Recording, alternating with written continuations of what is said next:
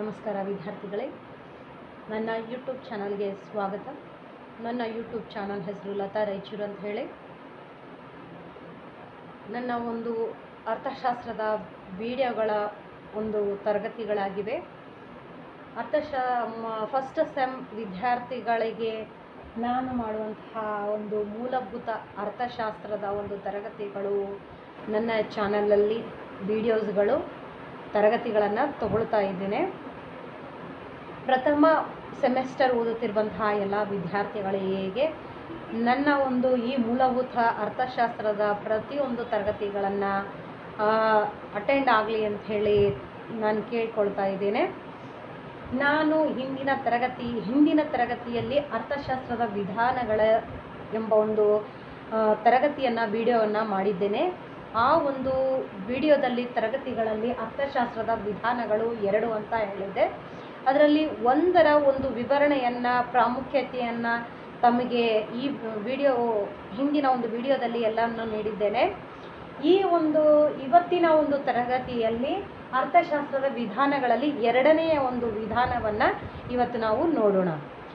ಅದಕ್ಕಿಂತ ಮುಂಚೆ ನನ್ನ ಒಂದು ಚಾನಲನ್ನು, ನನ್ನ ಒಂದು ವಿಡಿಯೋವನ್ನು ಯಾವುದೇ ಮಧ್ಯದಲ್ಲಿ ಸ್ಕಿಪ್ ಮಾಡದೆ ಕಂಟಿನ್ಯೂ ಆಗಿ ನೋಡಿದರೆ ತಮ್ಮ ಒಂದು ಪರೀಕ್ಷೆಗಳಿಗೆ ಬಹಳ ಉಪಯೋಗವಾಗ್ಬೋದು ನನ್ನ ತರಗತಿಯ ವಿಡಿಯೋ ಅಂತ ಹೇಳಿ ನಾನು ಅಂದ್ಕೊಳ್ಳಕತ್ತೀನಿ. ಹಾಗಾಗಿ ನನ್ನ ಒಂದು ವಿಡಿಯೋ ಇಷ್ಟವಾದರೆ ತಮಗೆ ಲೈಕ್ ಮಾಡಿ, ಶೇರ್ ಮಾಡಿ, ಮೊದಲನೇದಾಗಿ ಸಬ್ಸ್ಕ್ರೈಬ್ ಮಾಡಿ. ನನ್ನ ಒಂದು ಈ ವಿಡಿಯೋದ ತರಗತಿಗಳು, ಅರ್ಥಶಾಸ್ತ್ರದ ಒಂದು ತರಗತಿಗಳು ತಮಗೆ ಮೊದಲನೇದಾಗಿ ತಲುಪುತ್ತೇವೆ ಅಂತೇಳಿ ನಾನು ಹೇಳ್ತಾ ಇದ್ದೇನೆ. ಈಗ ನಮ್ಮ ಒಂದು ತರಗತಿಯನ್ನು ಪ್ರಾರಂಭಿಸೋಣ. ಹಿಂದಿನ ತರಗತಿಯಲ್ಲಿ ನಾನು ಅರ್ಥಶಾಸ್ತ್ರದ ವಿಧಾನಗಳಲ್ಲಿ ಆದ ಮೊದಲನೇ ಒಂದು ವಿಧಾನ ಸೂಕ್ಷ್ಮ ಅರ್ಥಶಾಸ್ತ್ರದ ಬಗ್ಗೆ ತರಗತಿಯನ್ನು ನೀಡಲಾಗಿತ್ತು. ಇಂದಿನ ದಿನ ಸಮಗ್ರ ಅರ್ಥಶಾಸ್ತ್ರದ ವಿಧಾನದ ಒಂದು ತರಗತಿಯನ್ನು ನಾನು ನೀಡ್ತಾ ಇದ್ದೇನೆ. ಈಗ ನಾವು ನೋಡೋಣ 2ನೇ ವಿಧಾನ ಸಮಗ್ರ ಅರ್ಥಶಾಸ್ತ್ರ.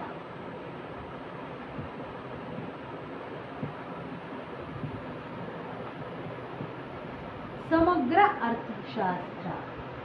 ಈ ಸಮಗ್ರ ಅರ್ಥಶಾಸ್ತ್ರದ ಒಂದು ವ್ಯಾಖ್ಯಾನ, ಈ ಪದವು ಯಾವ ಒಂದು ಪದದಿಂದ ಬಂದಿದೆ ಅಂತ ಹೇಳಿ ನಾವು ಮೊದಲನೇದಾಗಿ ನೋಡೋಣ. ನಾವು ಈ ಒಂದು ಸಮಗ್ರ ಎಂಬ ಪದವನ್ನು ನೋಡಿದರೆ ಮ್ಯಾಕ್ರೋ ಎಂಬ ಪದದಿಂದ ಬಳಕೆ ಬಂದಿದ್ದು.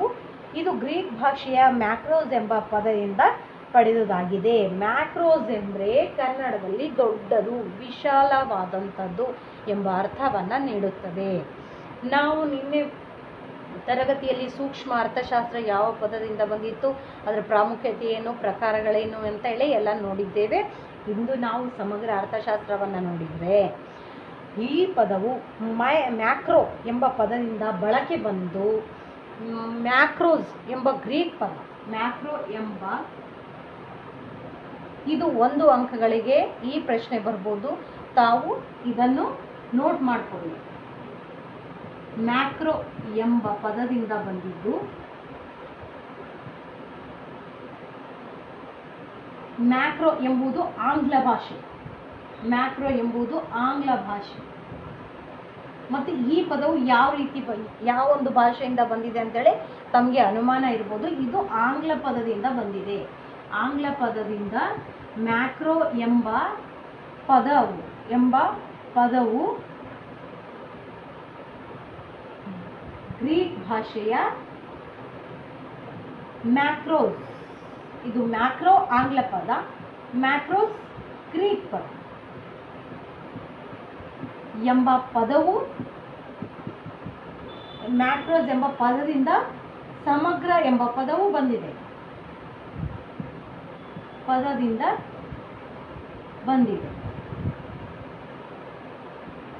ಇದನ್ನ ನೋಟ್ ಮಾಡ್ಕೊಳ್ಳಿ. 1 ಮಾರ್ಕ್ಸಿಗೆ ತಮಗೆ ಹೇಳಿದ್ದಾರೆ. ಆಂಗ್ಲ ಪದದಿಂದ ಮ್ಯಾಕ್ರೋ ಎಂಬ ಪದವು ಗ್ರೀಕ್ ಭಾಷೆಯ ಮ್ಯಾಕ್ರೋಸ್ ಎಂಬ ಪದದಿಂದ ಬಂದಿದೆ. ಈ ಮ್ಯಾಕ್ರೋಸ್ ಎಂದರೆ ನಮ್ಮ ಕನ್ನಡದಲ್ಲಿ ಅರ್ಥ ಎಂದರೆ ಸಮಗ್ರ, ವಿಶಾಲವಾದದ್ದು, ದೊಡ್ಡದಾದದ್ದು ಅಂತ ಹೇಳಿ ನಾವು ಅರ್ಥ ಮಾಡ್ಕೋಬೇಕು. ಇದನ್ನು ನೆನ್ಪಿಟ್ಕೊಳ್ಳಿ. ಆಂಗ್ಲ ಭಾಷೆಯ ಮ್ಯಾಕ್ರೋ ಎಂಬ ಪದವು ಮ್ಯಾಕ್ರೋಸ್ ಎಂಬ ಗ್ರೀಕ್ ಪದದಿಂದ ಸಮಗ್ರ ಎಂಬ ಪದವು ನಮಗೆ ಬಂದಿದೆ. ಈಗ ನಾವು ಈ ಸಮಗ್ರ ಅರ್ಥಶಾಸ್ತ್ರ ಅಂದರೆ ಏನು ಅಂಥೇಳಿ ನಾವು ನೋಡೋಣ. ಆರ್ಥಿಕ ವ್ಯವಸ್ಥೆಯ ಸಮಗ್ರ ಅಥವಾ ಸರಾಸರಿಯನ್ನು ಅಭ್ಯಾಸಿಸುವುದಾಗಿದೆ. ನಿನ್ನೆ ನಾವು ಸೂಕ್ಷ್ಮ ಅರ್ಥಶಾಸ್ತ್ರವನ್ನು ನೋಡಿದಾಗ ಸೂಕ್ಷ್ಮ ಅಂದರೆ ಚಿಕ್ಕದು. ಆ ಸೂಕ್ಷ್ಮ ಅಂದರೆ ಒಂದು ಅರ್ಥಶಾಸ್ತ್ರದ ಪ್ರತಿಯೊಂದು ಘಟಕಗಳನ್ನು ಒಂದೊಂದಾಗಿ ಪ್ರತಿಯಾಗಿ ಅಧ್ಯಯನ ಮಾಡುವಂತಹ ಒಂದು ಅಧ್ಯಯನವನ್ನು ನಾವು ಸೂಕ್ಷ್ಮ ಅರ್ಥಶಾಸ್ತ್ರ ಅಂತ ಹೇಳಿದ್ವಿ. ಅದೇ ರೀತಿಯಾಗಿ ಸಮಗ್ರ ಅರ್ಥಶಾಸ್ತ್ರ ಅಂದರೆ ದೊಡ್ಡದು, ವಿಶಾಲವಾದದ್ದು, ಇಡೀ ಅರ್ಥವ್ಯವಸ್ಥೆಯನ್ನು ಅಧ್ಯಯನ ಮಾಡುವಂತಹ ಒಂದು ಘಟಕ. ಈಗ ನಿನ್ನೆ ಒಂದು ಉದಾಹರಣೆಯಾಗಿ ಒಂದು ಕುಟುಂಬವನ್ನು ತಗೊಂಡಿದ್ವಿ. ಆ ಒಂದು ಕುಟುಂಬದಲ್ಲಿ ಒಬ್ಬೊಬ್ಬ ವ್ಯಕ್ತಿಯ ಬಗ್ಗೆ ಪ್ರತಿಯಾಗಿ ನಾವು ಅಧ್ಯಯನ ಮಾಡುವಂತಹ ಒಂದು ಅಧ್ಯಯನವನ್ನು ಸೂಕ್ಷ್ಮ ಅರ್ಥಶಾಸ್ತ್ರ ಅಂತ ಹೇಳ್ತೀವಿ ಅಂತೇಳಿ ಉದಾಹರಣೆಯಾಗಿ ತಗೊಂಡಿದ್ವಿ. ಅದೇ ಉದಾಹರಣೆಯು ಇವತ್ತು ನಾವು ಸಮಗ್ರ ಅರ್ಥಶಾಸ್ತ್ರಕ್ಕೂ ತಗೊಳ್ಬೋದು. ಏನು ಅಂತ ಹೇಳಿದರೆ, ನಾವು ಒಬ್ಬೊಬ್ಬರಾಗಿ ಒಬ್ಬ ವ್ಯಕ್ತಿಯ ಬಗ್ಗೆ ಅಧ್ಯಯನ ಮಾಡಿದರೆ ಇಡೀ ಸಮಗ್ರ ವಿಶಾಲವಾದಂತಹ ದೊಡ್ಡದಾದಂತಹ ಒಂದು ಕುಟುಂಬದ ಬಗ್ಗೆ ಅಧ್ಯಯನ ಮಾಡಬಹುದು. ಅಂತಹ ಅಧ್ಯಯನವನ್ನು ನಾವು ಸಮಗ್ರ ಅರ್ಥಶಾಸ್ತ್ರ ಅಂತ ಹೇಳ್ಬೋದು. ಅದು ನಿಮಗೆ ಉದಾಹರಣೆಯಾಗಿ ತಗೊಂಡಿದ್ದು. ಈ ಥರ ಒಂದು ಉದಾಹರಣೆ ತಗೊಂಡ್ರೆ ತಮಗೆ ಸರಳವಾಗಿ ಈ ವ್ಯಾಖ್ಯೆಯು ಒಂದು ಸಮಗ್ರ ಅರ್ಥಶಾಸ್ತ್ರದ ವ್ಯಾಖ್ಯೆಯು ಅರ್ಥ ಆಗುತ್ತೆ ಅಂತ ಹೇಳಿ ನಾನು ಒಂದು ಈ ಥರದ ಒಂದು ನಮ್ಮ ಒಂದು ಜೀವನದಂಥ ಒಂದು ಪದಗಳನ್ನಾಗಲಿ ವ್ಯಾಖ್ಯೆ ಆಗಲಿ ತಮಗೆ ಉದಾಹರಣೆಯಾಗಿ ನಾನು ನೀಡಿದ್ದೇನೆ. ಹಾಗಾಗಿ ತಮಗೆ ಈಗೇನೆಂದರೆ ಇಡೀ ಅರ್ಥವ್ಯವಸ್ಥೆಯ ಬಗ್ಗೆ ಅಧ್ಯಯನ ಮಾಡುವಂತಹ ಒಂದು ಅರ್ಥಶಾಸ್ತ್ರವನ್ನು ನಾವು ಸಮಗ್ರ ಅರ್ಥಶಾಸ್ತ್ರ ಅಂತೇಳಿ ಹೇಳ್ತೀವಿ. ಈಗ ನಾವು ಈ ಮ್ಯಾಕ್ರೋ ಎಂಬ ಪದವು ಗ್ರೀಕ್ ಮ್ಯಾಕ್ರೋಸ್ ಎಂಬ ಪದದಿಂದ ಬಂದಿದೆ ಅಂತ ಹೇಳಿ 1 ಮಾರ್ಕ್ಸಿಗೆ ಬಂದೇ ಬರುತ್ತೆ. ತಾವು ಇದನ್ನು ನೋಟ್ ಮಾಡ್ಕೊಂಡಿರಿ ಅಂತ ನಾನು ಅಂದ್ಕೊಳಕತ್ತೀನಿ. ಈಗ ಈ ಸಮಗ್ರ ಅರ್ಥಶಾಸ್ತ್ರದ ವ್ಯಾಖ್ಯಾನವನ್ನು ನಾನು ತಮಗೆ ನೀಡುತ್ತೀನಿ. ಅದು ಕೂಡ 1 ಮಾರ್ಕ್ಸ್ ಇಲ್ಲ 2 ಮಾರ್ಕ್ಸ್ಗೆ ಬಂದೇ ಬರುತ್ತೆ. ಅದನ್ನು ನೋಟ್ ಮಾಡ್ಕೊಳ್ಳಿ.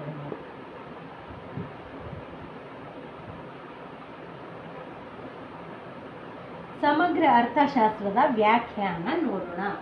ಈಗ ಯಾವ ಪದದಿಂದ ಬಂದಿದೆ ಅಂತ ಹೇಳಿ ನೋಡಿದಿವಲ್ಲ, ಅದೇ ರೀತಿ ನಾವು ಈಗ ಈ ಒಂದು ಸಮಗ್ರ ಅರ್ಥಶಾಸ್ತ್ರ ಅಂದರೆ ಏನು, ಇಡೀ ಅರ್ಥವ್ಯವಸ್ಥೆಯ ಬಗ್ಗೆ, ಇಡೀ ಅರ್ಥವ್ಯವಸ್ಥೆಯ ಬಗ್ಗೆ, ಇಡೀ ಅಂತ ಹೇಳಿದ್ರೆ ಎಲ್ಲ ರೀತಿಯಿಂದ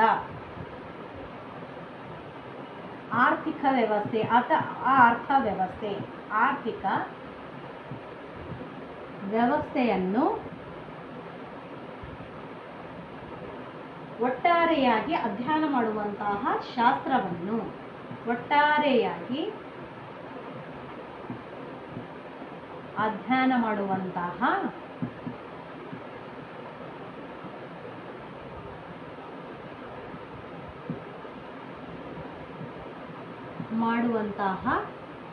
ಶಾಸ್ತ್ರವನ್ನು ಅಥವಾ ಅರ್ಥಶಾಸ್ತ್ರವನ್ನು, ಅಧ್ಯಯನ ಮಾಡುವಂತಹ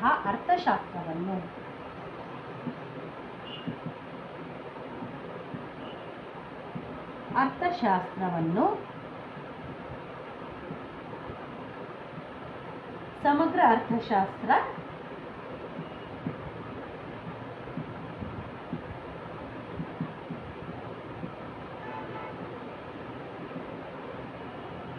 ಎನ್ನುತ್ತಾರೆ ಎಂದು ಕರೆಯುತ್ತಾರೆ. ತಾವು ಯಾವ ರೀತಿಯಾಗಿ ಬರೆದ್ರೂ ಉತ್ತರ ಸರಿಯಾಗುತ್ತೆ. ಎನ್ನುತ್ತಾರೆ.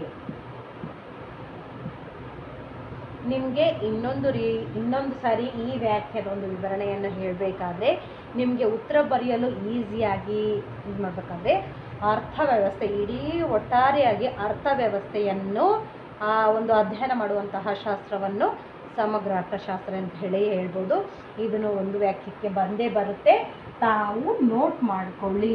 ನಾನು ಕೊಡುವಂತಹ ಒಂದು ನೋಟ್ಸು ಯಾರಲ್ಲಿ ಪುಸ್ತಕ ಇದ್ರೂ ಇಲ್ಲದೇ ಇದ್ರೂ ತಮಗೆ ಒಂದೊಂದು ಪ್ರಶ್ನೆಗೆ ಒಂದೊಂದು ಉತ್ತರ ಪ್ರತಿಯಾಗಿ ಪುಸ್ತಕದಲ್ಲಿ ಅರ್ಥವಾಗದೇ ಇದ್ದಾಗ, ದೊರಕದೇ ಹೋದಾಗ ಈ ಒಂದು ನಾನು ಕೊಡುವಂತಹ ನೋಟ್ಸು ತಮಗೆ ಪರೀಕ್ಷೆಗಳಿಗೆ ಓದ್ಕೊಳ್ಳೋಕ್ಕೆ ಭಾಳ ಅನುಕೂಲ ಆಗುತ್ತೆ.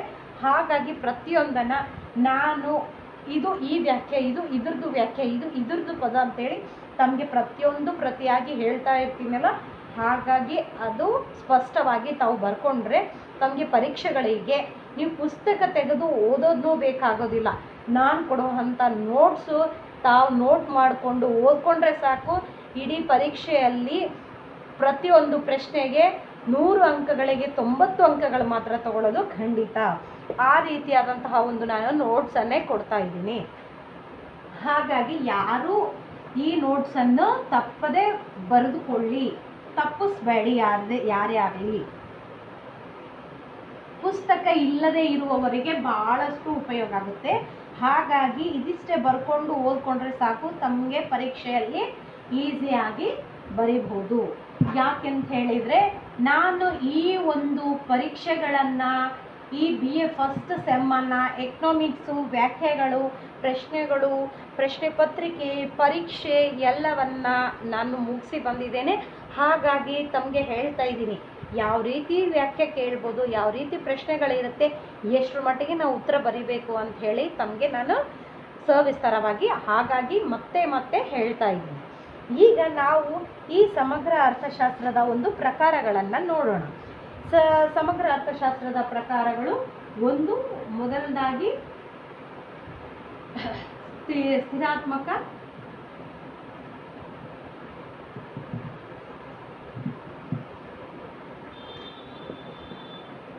ಪ್ರಕಾರಗಳು ಅಂತೇಳಿ ಮೆನ್ಷನ್ ಮಾಡ್ಕೊಳ್ಳಿ. ಮತ್ತೆ ನಾನು ಬರ್ದಿಲ್ಲ ಅಂತೇಳಿ ತಾವು ಅನ್ಕೋಬೇಡ್ರಿ, ನಾನು ಹೇಳ್ತಾ ಇರ್ತೀನಿ, ತಾವು ಬರ್ತಾ ಹೋಗ್ಬೇಕು.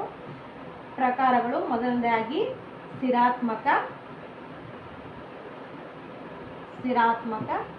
ಸಮಗ್ರ ಅರ್ಥಶಾಸ್ತ್ರ. ಈ ಒಂದು ಪ್ರಕಾರಗಳನ್ನು ನಾವು ನಿನ್ನೆ ಸೂಕ್ಷ್ಮ ಅರ್ಥಶಾಸ್ತ್ರದಲ್ಲಿ ಕೂಡ ನೋಡಿದ್ವಿ. ಕ್ಷಮಿಸಿ,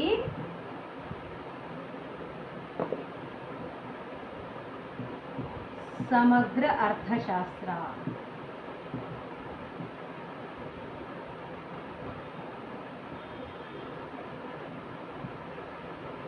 ತುಲನಾತ್ಮಕ, ಸ್ಥಿರಾತ್ಮಕ, ಸಮಗ್ರ ಅರ್ಥಶಾಸ್ತ್ರ.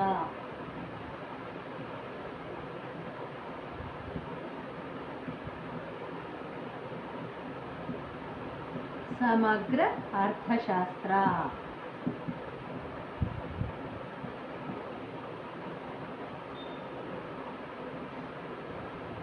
ಎಲ್ಲರೂ ನೋಟ್ ಮಾಡ್ಕೊಳ್ಳಿ. ಸಮಗ್ರ ಅರ್ಥಶಾಸ್ತ್ರದ ಪ್ರಕಾರಗಳು: ಚಲನಾತ್ಮಕ,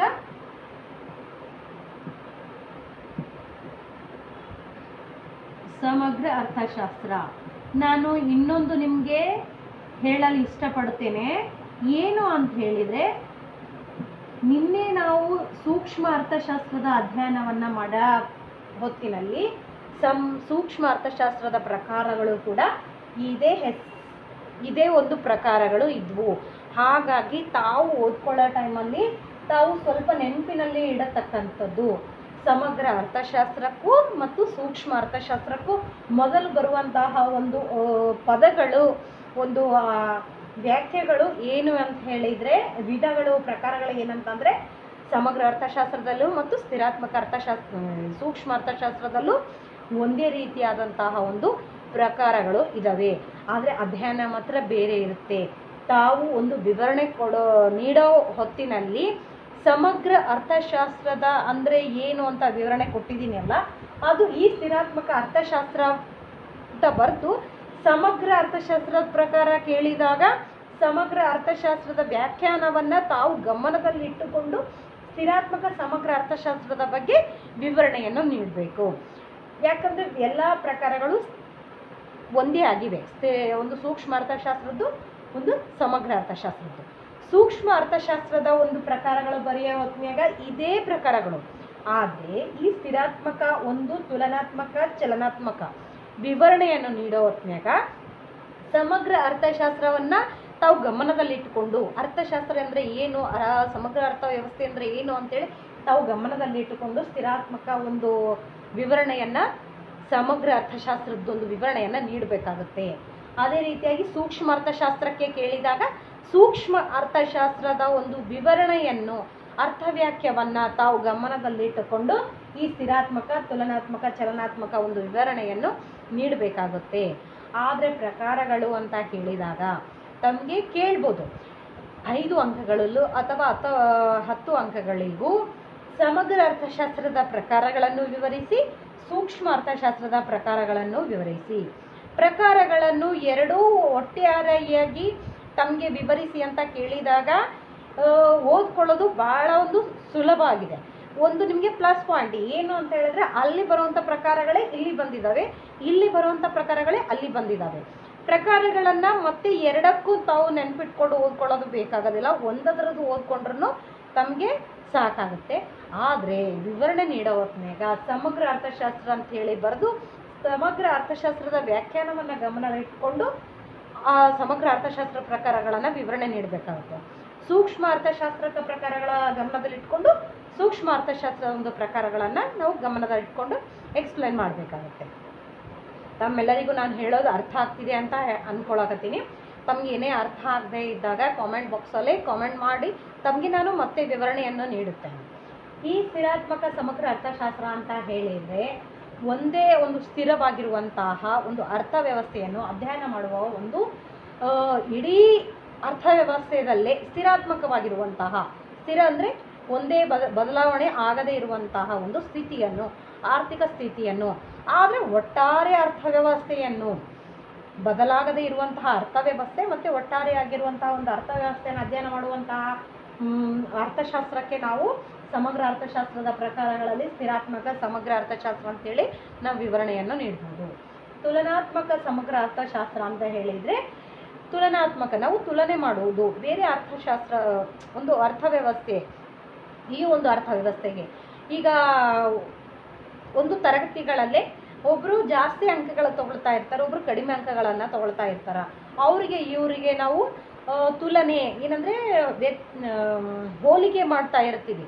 ಆ ಹೋಲಿಕೆ ಏನು ಅಂದರೆ ಅವ್ರು ಜಾಸ್ತಿ ತೊಗೊಂಡಾರ, ಇವ್ರು ಕಡಿಮೆ ತೊಗೊಂಡಾರ, ಅವನು ಇಂಟೆಲಿಜೆಂಟ್ ಅದಾರ, ಇವರು ಇಂಟೆಲಿಜೆಂಟ್ ಇಲ್ಲ, ಅಥವಾ ಅವರು ಆ ಥರ ಅದಾರ, ಇವರು ಈ ಥರ ಅದಾರ ಅಂತೇಳಿ ಯಾವ ರೀತಿ ನಾವು ಹೋಲಿಕೆ ಮಾಡ್ತಿರ್ತೀವೋ, ತುಲನೆ ಮಾಡ್ತಿರ್ತೀವೋ ಆ ಒಂದು ಅರ್ಥಶಾಸ್ತ್ರದಲ್ಲಿ ಇಡೀ ಒಟ್ಟಾರೆಯಾಗಿ ಅರ್ಥಶಾಸ್ತ್ರವನ್ನು ಅಧ್ಯಯನ ಮಾಡೋ ಹೊತ್ನ್ಯಾಗ ಹೋಲಿಕೆ ಮಾಡುವಂಥ ಒಂದು ಅರ್ಥಶಾಸ್ತ್ರವನ್ನು ಅಧ್ಯಯನ ಮಾಡುವಂಥ ಒಂದು ಅರ್ಥಶಾಸ್ತ್ರವನ್ನು ನಾವು ತುಲನಾತ್ಮಕ ಸಮಗ್ರ ಅರ್ಥಶಾಸ್ತ್ರ ಅಂತ ಪ್ರಕಾರ ಅಂತೇಳಿ ಹೇಳ್ಬೋದಾಗಿದೆ.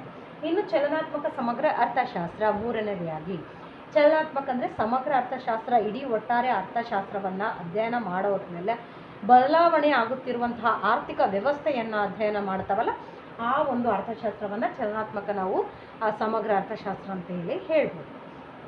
ಈಗ ಸಮಗ್ರ ಅರ್ಥಶಾಸ್ತ್ರದ ಪ್ರಕಾರಗಳು ಮತ್ತು ಸೂಕ್ಷ್ಮ ಅರ್ಥಶಾಸ್ತ್ರದ ಪ್ರಕಾರಗಳು ವ್ಯತ್ಯಾಸಗಳ ಏನು?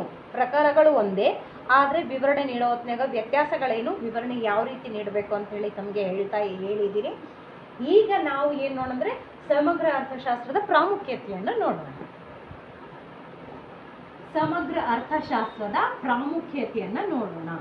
ಈ ಸಮಗ್ರ ಅರ್ಥಶಾಸ್ತ್ರದ ಪ್ರಾಮುಖ್ಯತೆ 10 ಅಂಕಗಳಿಗೆ ಬರುತ್ತೆ.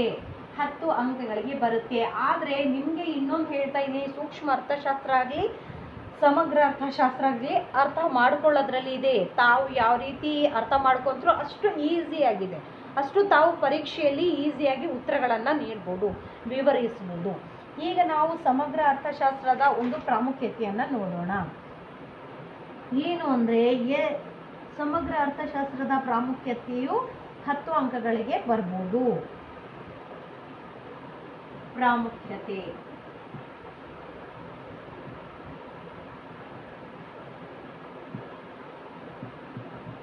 ಒಂದೊಂದಾಗಿ ನಾನು ವಿವರಣೆ ಕೊಡ್ತಾ ಹೋಗ್ತೀನಿ. ಒಂದೊಂದಾಗಿ ಇಲ್ಲಿ ಪಾಯಿಂಟ್ ಮೆನ್ಷನ್ ಮಾಡ್ತೀನಿ, ತಾವು ಮೆನ್ಷನ್ ಮಾಡಿಕೊಂಡು ತಾವು ಈ ಒಂದು ವಿವರಣೆಯನ್ನು, ಪ್ರತಿಯೊಂದು ವಿವರಣೆಯನ್ನು ತಾವು ತಿಳ್ಕೊಳ್ಳಿ. ನಾನು ಹೇಳೋದನ್ನು ಗಮನ ಕೊಟ್ಟು ಕೇಳಿ. ಅರ್ಥ ಆಗದೆ ಇದ್ದಾಗ ಮತ್ತೆ ನೀವು ತರಗತಿಗಳನ್ನು ಕೇಳಿದರೆ ನಾನು ತಮಗೆ ಸವಿಸ್ತಾರವಾಗಿ ಮತ್ತೆ ಹೇಳಲು ರೆಡಿಯಾಗಿದ್ದೀನಿ. ಆರ್ಥಿಕ ವ್ಯವಸ್ಥೆಯ ಚಿತ್ರಣ. ಆರ್ಥಿಕ ವ್ಯವಸ್ಥೆಯ ಚಿತ್ರಣ.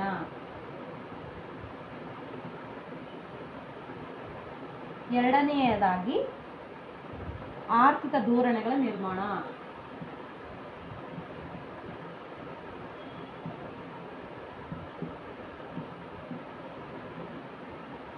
ಧೋರಣೆಗಳ ನಿರ್ಮಾಣ. ನಾನು ಎಷ್ಟು ಇಲ್ಲಿ ಜಾಗ ಇದೆಯೋ ಅಷ್ಟು ಪಾಯಿಂಟ್ಸನ್ನು ಬರಿತೀನಿ. ಅಷ್ಟು ಪಾಯಿಂಟ್ಸನ್ನು ತಾವು ಮೆನ್ಷನ್ ಮಾಡ್ಕೊಳ್ಳಿ. ಅಷ್ಟು ವಿವರಣೆ ನೀಡಿದ ನಂತರ ಮತ್ತೆ ಪಾಯಿಂಟ್ಸ್ಗಳನ್ನು ನೀಡಿ ಮತ್ತೆ ಅದರ ವಿವರಣೆಯನ್ನು ನಿಮಗೆ ನೀಡುತ್ತೇನೆ. ನಿರ್ಮಾಣ. ಇಲ್ಲಿ 3 ಪಾಯಿಂಟ್ಸ್ ಹಿಡಿತಾ ಇದ್ದಾವೆ. 3 ಪಾಯಿಂಟ್ಸ್ ತಾವು ಇದು ಮಾಡಿಕೊಳ್ಳಿ. ಆರ್ಥಿಕ ಬೆಳವಣಿಗೆ ಅಧ್ಯಯನ.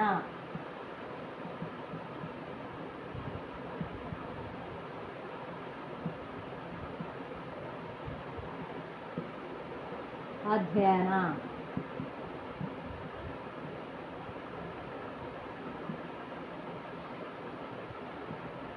ಏನು ಅಂತ ಹೇಳಿದ್ರೆ, ಇಲ್ಲಿ ತಾವು ಸೂಕ್ಷ್ಮ ಅರ್ಥಶಾಸ್ತ್ರದ ಒಂದು ವಿವರಣೆ ನೀಡೋದ್ನಾಗಾಗ್ಲಿ ಇದು 10 ಅಂಕಗಳಿಗೆ ಬರುತ್ತೆ. ಸಮಗ್ರ ಅರ್ಥಶಾಸ್ತ್ರದ ಪ್ರಾಮುಖ್ಯತೆಯನ್ನು ಕೇಳಿದಾಗನು ತಾವು ಏನಂದ್ರು ಅಲ್ಲಿ ಕೊಡುವಂಥ ಪಾಯಿಂಟ್ಸು ಇಲ್ಲಿನೂ ನೀಡ್ಬೋದು, ಇಲ್ಲಿ ನೀಡುವಂಥ ಪಾಯಿಂಟ್ಸ್ ಅಲ್ಲಿನೂ ನೀಡ್ಬೋದು. ಆದರೆ ಅರ್ಥ ವಿವರಣೆ ಮಾಡೋ ಹೊತ್ತಿನಲ್ಲಿ ಮಾತ್ರ ಸಮಗ್ರ ಅರ್ಥಶಾಸ್ತ್ರದ ಗಮನದಲ್ಲಿಟ್ಕೊಂಡು, ಸೂಕ್ಷ್ಮ ಅರ್ಥಶಾಸ್ತ್ರದ ಒಂದು ಗಮನದಲ್ಲಿಟ್ಕೊಂಡು ತಾವು ಅರ್ಥ ವಿವರಣೆಯನ್ನು ನೀಡಬೇಕಾಗತ್ತೆ. ಆರ್ಥಿಕ ವ್ಯವಸ್ಥೆಯ ಚಿತ್ರಣ, ಇಡೀ ದೇಶದಲ್ಲಿರುವಂತಹ, ದೇಶದಲ್ಲಿ ಆಗುವಂತಹ ಅಥವಾ ವಿದೇಶಗಳು ದೇಶಗಳಿಗೆ ನಡೆಯುವಂತಹ ಒಂದು ಆರ್ಥಿಕ ವ್ಯಾಪಾರ, ಆರ್ಥಿಕ ವ್ಯವಸ್ಥೆಯಿಂದ ಚಿತ್ರಣವನ್ನು, ಅಧ್ಯಯನದ ಪ್ರತಿಯೊಂದು ನಮಗೆ ವಿವರಣೆಯನ್ನು ಈ ಸಮಗ್ರ ಅರ್ಥಶಾಸ್ತ್ರವು ನಮಗೆ ನೀಡುತ್ತದೆ. ತಮಗೆ ಹೇಳಬೇಕಂದ್ರೆ ಸಮಗ್ರ ಆರ್ಥಿಕ ವಿಶ್ಲೇಷಣೆಯು ಒಂದು ಆರ್ಥಿಕ ವ್ಯವಸ್ಥೆಯ ಸಮಗ್ರ ಚಿತ್ರಣ ನೀಡುವ ಒಂದು ಜಟಿಲವಾದ ಆರ್ಥಿಕ ವ್ಯವಸ್ಥೆ ಹೇಗೆ ಕಾರ್ಯನಿರ್ವಹಿಸುತ್ತದೆ ಎಂಬ ವಿಚಾರ ಸಮಗ್ರ ಒಂದು ಅರ್ಥಶಾಸ್ತ್ರವು ನಮಗೆ ತಿಳಿಸಿಕೊಡುತ್ತೆ. ಏನಂದರೆ ಸೂಕ್ಷ್ಮ ಅರ್ಥಶಾಸ್ತ್ರವು ನಮಗೆ ಪ್ರತಿ ಒಂದೊಂದು ಘಟಕದ ಬಗ್ಗೆ ಅಧ್ಯಯನವನ್ನು ನೀಡುತ್ತೆ. ಅದೇ ರೀತಿಯಾಗಿ ಸಮಗ್ರ ಅರ್ಥಶಾಸ್ತ್ರ ಏನು ಮಾಡುತ್ತೆ, ನಮಗೆ ಆರ್ಥಿಕ ವ್ಯವಸ್ಥೆಯ ಪೂರ್ಣ ಚಿತ್ರವನ್ನು, ವಿಶ್ಲೇಷಣೆಯನ್ನು ನಮಗೆ ಇಲ್ಲಿ ನೀಡುತ್ತೆ. ಎಲ್ಲಿ? ಸಮಗ್ರ ಅರ್ಥಶಾಸ್ತ್ರದ ಪ್ರಾಮುಖ್ಯತೆಯಲ್ಲಿ ಆರ್ಥಿಕ ವ್ಯವಸ್ಥೆಯ ಪೂರ್ಣ ವಿಶ್ಲೇಷಣೆ, ಚಿತ್ರಣ, ಆರ್ಥಿಕ ವ್ಯವಸ್ಥೆಯ ಬಗ್ಗೆ ನಮಗೆ ಚಿತ್ರಣ ಅಂತ ಹೇಳಿದರೆ ನಮಗೆಲ್ಲ ವಿವರಣೆಯ ಪ್ರತಿಯೊಂದರ ಬಗ್ಗೆ, ಎಲ್ಲ ವ್ಯವಸ್ಥೆ, ಪೂರ್ಣ ವ್ಯವಸ್ಥೆಯ ಬಗ್ಗೆ ನಮಗೆ ಇಲ್ಲಿ ವಿವರಣೆಯನ್ನು ನೀಡುತ್ತೆ. ಇನ್ನು ಎರಡನೆಯದಾಗಿ ನೋಡಬೇಕಂದ್ರೆ ಆರ್ಥಿಕ ಧೋರಣೆಗಳ ನಿರ್ಮಾಣ. ಆರ್ಥಿಕ ಧೋರಣೆಗಳ ಸಮಗ್ರ ಆರ್ಥಿಕ ನೀತಿ ಮತ್ತು ಧೋರಣೆಗಳ ನಿರ್ಮಾಣದಲ್ಲಿ ಸಮಗ್ರ ಅರ್ಥಶಾಸ್ತ್ರ ಪ್ರಧಾನ ವಹಿಸುತ್ತದೆ. ಇದು ಒಂದು ಆರ್ಥಿಕ ವ್ಯವಸ್ಥೆಯ ಸಮಗ್ರ ಚಿತ್ರಣ ನೀಡುವುದರಲ್ಲಿ ಹಣಕಾಸಿನ ಉದ್ಯೋಗ ನೀತಿ, ವ್ಯಾಪಾರ ನೀತಿ ಮತ್ತು ಆರ್ಥಿಕ ನೀತಿಗಳ ಪರಿಣಾಮಗಳ ಬಗ್ಗೆ ಧೋರಣೆ ಅಂತ ಹೇಳಿದರೆ ಏನು, ಅದರ ಬಗ್ಗೆ ನಾವು ಕಂಪ್ಲೇಂಟ್, ನಮ್ಮ ಒಂದು ಹೆಂಗಂದರೆ ಕೆಲವು ಜನ ನಾವು ಈಗಿನ ಇರುವಂಥ ವಿದ್ಯಾರ್ಥಿಗಳಾಗಲಿ ಪ್ರತಿಯೊಬ್ಬ ವ್ಯಕ್ತಿ ಆಗಲಿ ಕೆಲವು ಪದಗಳು ಇಂಗ್ಲೀಷ್ ಆದರೆ ನಮಗೆ ಅರ್ಥ ಆಗುತ್ತೆ, ಕನ್ನಡದಲ್ಲಿ ಹೇಳಿದರೆ ಕೆಲವು ಪದಗಳು ನಮಗೆ ಅರ್ಥ ಆಗದೇ ಇರ್ಬೋದು. ಹಾಗಾಗಿ ಇಲ್ಲಿ ಧೋರಣೆ ಅಂತ ಹೇಳಿದರೆ ನಮಗೆ ಕೆಲವೊಂದು ಅರ್ಥ ಆಗೋದಿಲ್ಲ. ಹಾಗಾಗಿ ಕಂಪ್ಲೇಂಟ್ ಅಂದರೆ ಕೆಲವೊಂದು ಆರ್ಥಿಕ ವ್ಯವಸ್ಥೆಗಳ ಬಗ್ಗೆ, ನೀತಿಗಳ ಬಗ್ಗೆ, ಆ ಧೋರಣೆಗಳ ನಿರ್ಮಾಣವನ್ನು ಈ ಸಮಗ್ರ ಅರ್ಥಶಾಸ್ತ್ರವು ನಮಗೆ ನೀಡುತ್ತೆ. ಏನಂದರೆ ಅಧ್ಯಯನ ಮಾಡುತ್ತೆ. ಆರ್ಥಿಕ ವ್ಯವಸ್ಥೆಯ ಬಗ್ಗೆ ಸಮಗ್ರ ಒಂದು ಒಟ್ಟಾರೆಯಾಗಿ ಅಧ್ಯಯನ ಮಾಡೋ ಹೊತ್ತಿನಲ್ಲಿ ಆ ಒಂದು ಆರ್ಥಿಕ ನೀತಿಗಳ ಬಗ್ಗೆ, ಹಣಕಾಸಿನ ನೀತಿಗಳ ಬಗ್ಗೆ, ಧೋರಣೆಗಳ ಒಂದು ನಿರ್ಮಾಣವನ್ನು, ಒಂದು ಕಂಪ್ಲೇಂಟ್ಸ್ಗಳ ಒಂದು ವಿವರಣೆಯನ್ನು ನಮಗೆ ಈ ಸಮಗ್ರ ಅರ್ಥಶಾಸ್ತ್ರದಲ್ಲಿ, ಸಮಗ್ರ ಅರ್ಥಶಾಸ್ತ್ರದ ಪ್ರಾಮುಖ್ಯತೆ ಈ ಒಂದು ವಿವರಣೆಯನ್ನು ನಮಗೆ ನೀಡುತ್ತೆ. ಈಗ ಮೂರನೆಯದಾಗಿ ನಾವು ನೋಡೋಣ ಆರ್ಥಿಕ ಬೆಳವಣಿಗೆ ಅಧ್ಯಯನ. ಆರ್ಥಿಕ ಬೆಳವಣಿಗೆ ಅಧ್ಯಯನ ಅಂತ ಹೇಳಿದರೆ ಅರ್ಥವ್ಯವಸ್ಥೆಯಲ್ಲಿ ಯಾವ ರೀತಿ ಆರ್ಥಿಕ ವ್ಯವಸ್ಥೆಯು ಬೆಳವಣಿಗೆ ಹೊಂದಿದೆ ಎಂಬ ವಿಚಾರಗಳನ್ನು, ಆದಾಯ ವೃದ್ಧಿಯನ್ನು, ಉದ್ಯೋಗ ಸೃಷ್ಟಿಯನ್ನು ಮತ್ತು ಆರ್ಥಿಕ ವ್ಯವಸ್ಥೆಯನ್ನು, ಎಲ್ಲ ಪ್ರತಿಯೊಂದರದ ಬೆಳವಣಿಗೆ, ನಮ್ಮ ದೇಶದ ಆರ್ಥಿಕ ಬೆಳವಣಿಗೆ ಯಾವ ಒಂದು ನಿಟ್ಟಿನಲ್ಲಿ ನಡೀತಾ ಇದೆ, ಎಷ್ಟರ ಮಟ್ಟಿಗೆ ಆರ್ಥಿಕ ಅಭಿವೃದ್ಧಿ ಹೊಂದಿದೆ, ಪರದೇಶಗಳಿಗೆ ಹೋಲಿಸಿದರೆ ನಮ್ಮ ದೇಶವು ಆರ್ಥಿಕವಾಗಿ ಯಾವ ಒಂದು ಸ್ಥಾನದಲ್ಲಿದೆ ಅಂತ ಹೇಳಿ ಒಟ್ಟಾರೆಯಾಗಿ ನಮಗೆ ಸವಿಸ್ತಾರದ ಒಂದು ಅಧ್ಯಯನವನ್ನು ಸಮಗ್ರ ಅರ್ಥಶಾಸ್ತ್ರ ಪ್ರಾಮುಖ್ಯತೆಯಲ್ಲಿ ನಾವು ನೋಡ್ಬೋದು. ಈ ಒಂದು 3 ಪಾಯಿಂಟ್ಸನ್ನು ತಾವು ಬರ್ಕೊಳ್ಳಿ. ಇದರ ಒಂದು ಅರ್ಥ ವಿವರಣೆ ತಮಗೆ ಅರ್ಥ ಆಗಿದೆ ಅಂತ ತಿಳ್ಕೊಳ್ತೀನಿ. ಈಗ ಮುಂದಿನ ಒಂದು ಪಾಯಿಂಟ್ಸನ್ನು ತಮಗೆ ನೀಡಿ ಅದರ ಅರ್ಥ ವಿವರಣೆಯನ್ನು ನೀಡಲಿಚ್ಛಿಸುತ್ತೇನೆ. ಇಲ್ಲಿ ಪ್ರಾಮುಖ್ಯತೆ ಅಂತೇಳಿ ತಾವು ಬರ್ಕೊಂಡಿದ್ರೆ ಅಳಿಸ್ತೀನಿ ನಾನು, ಯಾಕಂದರೆ ಇಲ್ಲಿ ನನಗೆ ಪಾಯಿಂಟ್ ಬರೆಯಲು ಜಾಗವಿಲ್ಲ, ಸ್ಥಳವಿಲ್ಲ. ಹಾಗಾಗಿ ಇದನ್ನು ನಾನು ಅಳಿಸ್ತಾ ಇದ್ದೇನೆ. ತಾವು ಮೊದಲನೇದಾಗಿ ಮೆನ್ಷನ್ ಮಾಡ್ಕೊಂಡಿರ್ತೀರಿ.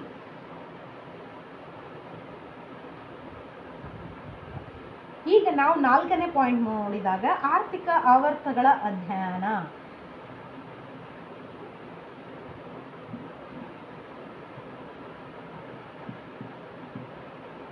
ಆರ್ಥಿಕ ಆವರ್ತಗಳ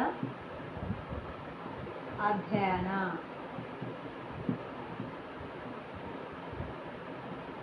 ಐದನೇದಾಗಿ ಹಣದುಬ್ಬರ ಅಂಶಗಳ ವಿಶ್ಲೇಷಣೆ.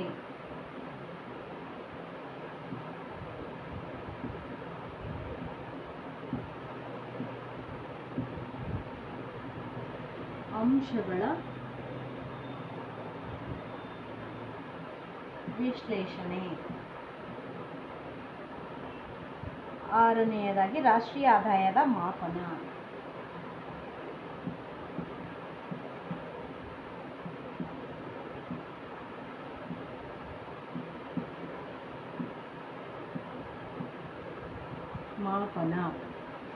ಆರ್ಥಿಕ ಸಮಸ್ಯೆಗಳ ಪರಿಗಣನೆ.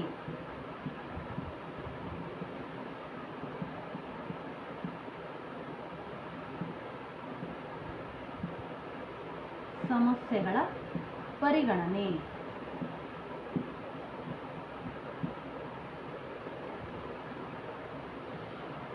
ಅಲ್ಲಿ 3 ಪಾಯಿಂಟನ್ನು ಮೊದಲನೇದಾಗಿ ತಮಗೆ ನಾನು ನೀಡಿದ್ದೆ. ಈಗ ಒಂದು 4 ಪಾಯಿಂಟ್ಗಳನ್ನು ನೀಡಿದ್ದೇನೆ. ಒಟ್ಟಾರೆಯಾಗಿ ಸಮಗ್ರ ಅರ್ಥಶಾಸ್ತ್ರದ ಪ್ರಾಮುಖ್ಯತೆ 7 ಅಂಶಗಳನ್ನು ಒಳಗೊಂಡಿವೆ, 7 ಒಂದು ಪ್ರಾಮುಖ್ಯತೆಗಳನ್ನು ಒಳಗೊಂಡಿವೆ. ಈಗ 4ನೇದಾಗಿ ನಾವು ತಿಳ್ಕೋಬೇಕಂದ್ರೆ ಆರ್ಥಿಕ ಆವರ್ತಗಳ ಅಧ್ಯಯನ. ಆರ್ಥಿಕ ಆವರ್ತಗಳ ಅಧ್ಯಯನ ಅಂದರೆ ಚಟುವಟಿಕೆಗಳೇ ಉಂಟಾಗುವ ಏರಿಳಿತಗಳ ಕೂಲಂಕುಷ ಅಧ್ಯಯನ ಮಾಡುವುದು ಮೂಲಕ ಸಮಗ್ರ ಅರ್ಥಶಾಸ್ತ್ರ. ಆರ್ಥಿಕ ಆವರ್ತಗಳ ಬಗ್ಗೆ ಏನಂದರೆ ಅರ್ಥಶಾಸ್ತ್ರದಲ್ಲಿ ಏರಿಳಿತ ಇರುತ್ತೆ. ಆರ್ಥಿಕ ವ್ಯವಸ್ಥೆಯಲ್ಲಿ ಒಂದ್ಸರಿ ಲಾಭನೂ ಬರ್ಬೋದು, ಒಂದ್ಸರಿ ನಷ್ಟನೂ ಬರ್ಬೋದು. ಈಗ ಒಬ್ಬರು ವ್ಯಾಪಾರ ಮಾಡ್ತಿರ್ತಾರೆ, ಇವತ್ತಿನ ದಿನ ನಡೆಯುವಂತಹ ಒಂದು ವ್ಯಾಪಾರ ಇಂದಿನ ಒಂದು ಏನಂತಾರ ಒಂದು ದಿನ ನಡೆದಿರುವಂತಹ ವ್ಯಾಪಾರ ಹಣದ ಒಂದು ಇವತ್ತು 2,000 ರೂಪಾಯಿ ವ್ಯಾಪಾರ ನಡೆದ್ರೆ ನಾಳೆ 1,000 ರೂಪಾಯಿ ವ್ಯಾಪಾರ ನಡೆದಿರ್ಬೋದು, ಅಥವಾ 3,000 ವ್ಯಾಪಾರ ನಡೆದಿರ್ಬೋದು. ಈ ಥರ ಒಂದು ದಿನ ಒಂಥರ ವ್ಯಾಪಾರದ ಒಂದು ಇದು ಇದ್ದರೆ ಇನ್ನೊಂದು ದಿನ ಆ ವ್ಯಾಪಾರದ ಒಂದು ಇದು ಇರೋದಿಲ್ಲ. ಹಾಗಾಗಿ ಈ ಒಂದು ಅರ್ಥವ್ಯವಸ್ಥೆಯಲ್ಲಿ ಏರಿಳಿತ, ಹಣದುಬ್ಬರದ ಆರ್ಥಿಕ ವ್ಯವಸ್ಥೆಗಳ ಬಗ್ಗೆ, ಅಭಿವೃದ್ಧಿಯ ಬಗ್ಗೆ ಏರಿಳಿತ ಅಥವಾ ಆರ್ಥಿಕ ವ್ಯವಸ್ಥೆ ಅರ್ಥಶಾಸ್ತ್ರವು ಇಂದಿನ ಅಭಿವೃದ್ಧಿ ಮುಂದೆ ಇರೋದಿಲ್ಲ, ಹಿಂದೆ ಇದ್ದಂತಹ ಅನಭಿವೃದ್ಧಿ ಮುಂದೆ ಇರುವುದಿಲ್ಲ. ಆ ರೀತಿಯಾಗಿರುವಂತಹ ಒಂದು ಏರಿಳಿತಗಳನ್ನು ಅರ್ಥವ್ಯವಸ್ಥೆಯಲ್ಲಿ ಆಗು ಹೋಗುವಂಥ ಏರಿಳಿತಗಳನ್ನು ಅಧ್ಯಯನ ಈ ಒಂದು ಸಮಗ್ರ ಅರ್ಥಶಾಸ್ತ್ರ ಆರ್ಥಿಕ ಆವರ್ತಗಳ ಅಧ್ಯಯನ ಮಾಡುತ್ತೆ ಅಂತೇಳಿ ನಮಗೆ ಇಲ್ಲಿ ವಿವರಿಸಲಾಗಿದೆ. ಹಣದುಬ್ಬರ ಅಂಶಗಳ ವಿಶ್ಲೇಷಣೆ. ಸಮಗ್ರ ಅರ್ಥಶಾಸ್ತ್ರವು ಅತಿ ಪ್ರಸರಣ ಮತ್ತು ಅನಪ್ರಸರಣಗಳಂತಹ ಹಣದುಬ್ಬರ ಅಂಶಗಳನ್ನು ವಿಶೇಷವಾಗಿ ಪರಿಗಣಿಸುತ್ತದೆ. ಇದರಿಂದಾಗಿ ಅತಿ ಪ್ರಸರಣಗಳ ಮತ್ತು ಅನಪ್ರಸರಣಗಳ ಕಾರಣಗಳ ಮತ್ತು ಪರಿಣಾಮಗಳನ್ನು ತಿಳಿಸುವುದು ಹಾಗೂ ಅವುಗಳ ಹತೋಟಿಗೆ ಸೂಕ್ತ ಕ್ರಮಗಳನ್ನು ಕೈಗೊಳ್ಳುವುದು ಸಾಧ್ಯವಾಗಿದೆ. ಹಣದುಬ್ಬರ ಅದೇ ಏರಿಳಿತಗಳು ಆರ್ಥಿಕ ಒಂದು ವ್ಯವಸ್ಥೆಯ ಆರ್ಥಿಕ ಎಲ್ಲ ಆರ್ಥಿಕ ವ್ಯವಸ್ಥೆಯ ಬಗ್ಗೆ ಹಣದುಬ್ಬರ ಅಂಶಗಳ ಬಗ್ಗೆ ನಮಗೆ ಈ ಸಮಗ್ರ ಅರ್ಥಶಾಸ್ತ್ರವು ವಿಶ್ಲೇಷಣೆ ಪೂರ್ಣ ವಿಶ್ಲೇಷಣೆಯನ್ನು ನೀಡುತ್ತದೆ. ಇನ್ನು ನಾವು 6ನೇದಾಗಿ ನೋಡಿದಾಗ ರಾಷ್ಟ್ರೀಯ ಆದಾಯದ ಮಾಪನ. ರಾಷ್ಟ್ರೀಯ ಆದಾಯ ಎಷ್ಟಿದೆ, ಹೇಗಿದೆ ಎನ್ನುವುದರ ಬಗ್ಗೆ ನಮಗೆ ಪ್ರತಿಯೊಂದು ವರ್ಷವೂ ಪ್ರತಿಯೊಂದು ಆದಾಯದ ಮಾಪನವನ್ನು ನಮಗೆ ಸಮಗ್ರ ಅರ್ಥಶಾಸ್ತ್ರವು ನೀಡುತ್ತದೆ. ಸಮಗ್ರ ಆರ್ಥಿಕ ವಿಶ್ಲೇಷಣೆಯು ರಾಷ್ಟ್ರೀಯ ಆದಾಯದ ಮಾಪನದಲ್ಲಿ ಬಹುವಾಗಿ ನೆರವಾಗುತ್ತದೆ. ಇಷ್ಟೇ ಅಲ್ಲದೆ ರಾಷ್ಟ್ರೀಯ ಆದಾಯದ ವಿತರಣೆಯ ಮೇಲೆ ಬೆಳಕು ಬೀರುತ್ತದೆ. ಬಡತನ, ಆದಾಯ, ಅಸಮಾನತೆ, ಅನಕ್ಷರತೆ ಎಲ್ಲವನ್ನ ನಿವಾರಿಸಿ ಅಥವಾ ಅವುಗಳನ್ನು ಅಧ್ಯಯನ ಮಾಡಿ ಯಾವ ರೀತಿ ನಾವು ರಾಷ್ಟ್ರೀಯ ಆದಾಯವನ್ನು ನಾವು ಹೆಚ್ಚಾಗಿ ಮಾಡ್ಬೋದು, ರಾಷ್ಟ್ರೀಯ ಆದಾಯದ ಮಾಪನಗಳನ್ನು ಪ್ರತಿಯೊಂದರದ ಒಂದು ವಿಶ್ಲೇಷಣೆಯನ್ನು ನಮಗೆ ಸಮಗ್ರ ಅರ್ಥಶಾಸ್ತ್ರವು ನೀಡುತ್ತದೆ. ಇನ್ನು 7ನೇದಾಗಿ ನಾವು ನೋಡಿದಾಗ ಆರ್ಥಿಕ ಸಮಸ್ಯೆಗಳ ಪರಿಗಣನೆ.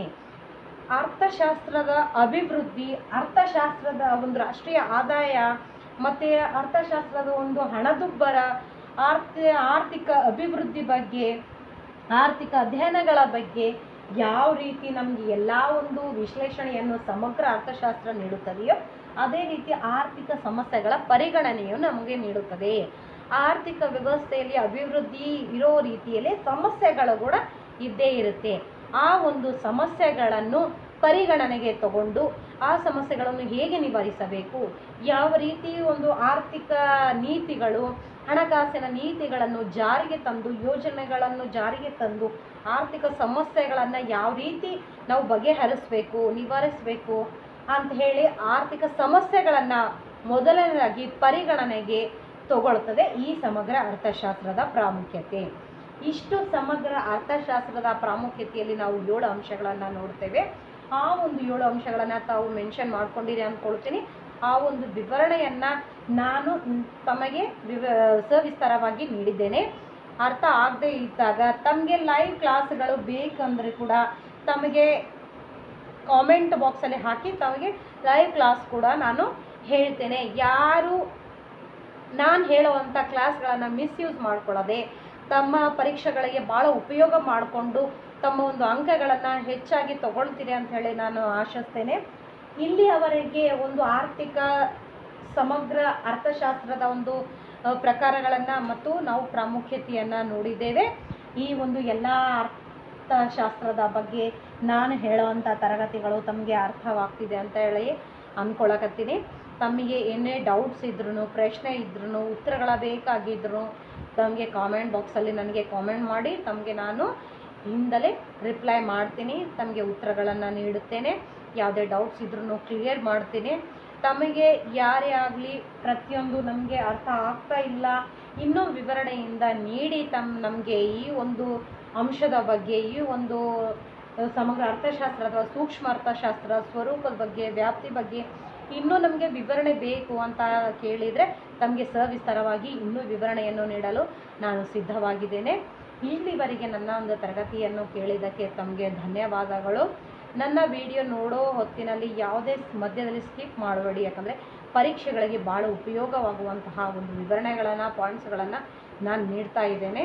ಇನ್ನೂ ಹೆಚ್ಚಿನ ಒಂದು ಪಾಯಿಂಟ್ಸನ್ನು, ವಿವರಣೆಯನ್ನು ನಾನು ನೀಡು ಅಂತ ಹೇಳಿದರೆ ತಮಗೆ ನೀಡುತ್ತೇನೆ.